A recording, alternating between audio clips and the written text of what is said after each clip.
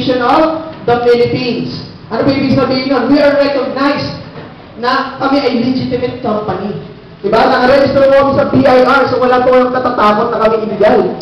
Very legal po yung company. Recognized po as one of the top 10 tax contributors pagdating po sa ganitong klase ng negosyo. So, sino naman po yung mga may-ari? So, mga may-ari po namin, board of directors, first is Dr. Ed Cabanto. He's a doctor by profession. And next is Mr. Francis Miguel. Dati po siya, IT specialist ng PLDT.